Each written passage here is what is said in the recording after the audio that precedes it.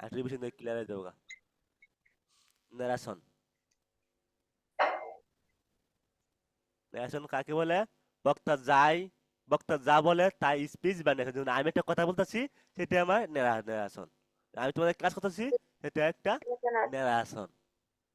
Narration কত প্রকার? Narration তোমার দুই প্রকার। একটা তোমার ডিরেক্ট ন্যারেশন, আর একটা তোমার ইনডিরেক্ট ন্যারেশন। ডিরেক্ট ন্যারেশন কাকে বলে?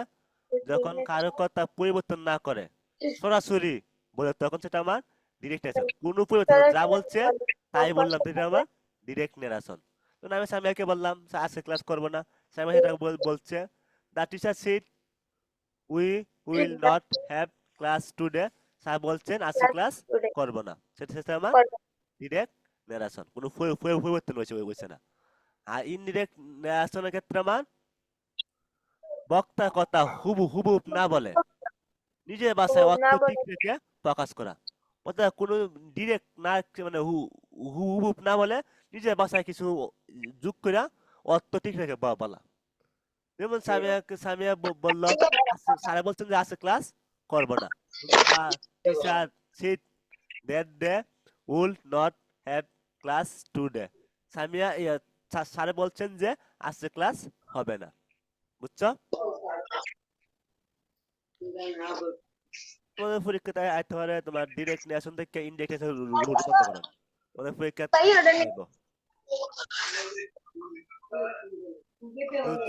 Direct nation subject. প্রথম বছর কি বলছে? সাবজেক্ট। এরপরে তোমার রিপিটিং বার বা রিপিটিং বার বসে যদি সেখানে সেট টু দেয়, তো সেখানে টুল বা আর্টস বসে। এরপর যদি অবজেক্ট থাকে তাহলে অবজেক্ট বসে, না থাকলে আমার বসে না। অবজেক্ট থাকলে আমার অবজেক্ট বসে। এখন তোমার বসবে আমার ডেট। পরে তোমার রিপিটিং স্পিচ এর সাবজেক্ট বসে।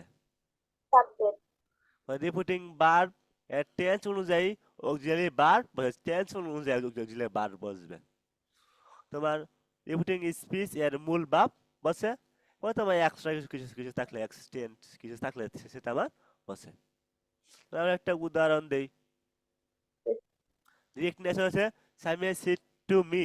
সামিয়া আমাকে বলল আই উইল গো হোম, আমি বাড়ি যাব। সামিয়াকে বলল আমি বাড়ি যাব, সেটা আমার ইনডিরেক্ট নেশন ক্ষেত্রে। সামিয়া টুল, প্রথমে কি বলে? সাবজেক্ট।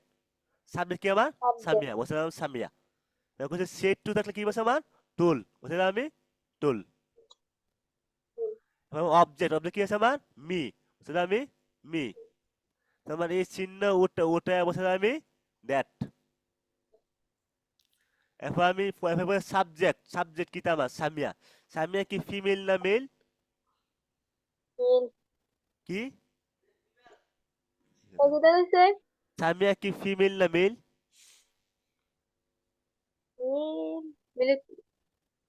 মানে ফিমেল হলো মহিলা বা মেয়ে, আর মেল হলো তোমার পুরুষ। তা সামিয়া কি সামিয়া ফিমেল মানে মেয়ে, মেয়ে ক্ষেত্রে বসে আমার সি বসে। আর ও যেভাবে উইল পরিবর্তন হয়েছে আমার ওল্ড হয়েছে। তো গো থেকে কি গো হলো বার্ব, বসে গো বার্ব।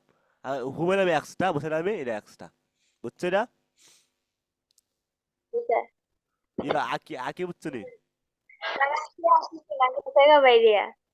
আকি তো গেছে আকি বাইরিয়া, বাইরে বাইরে গেছে গা।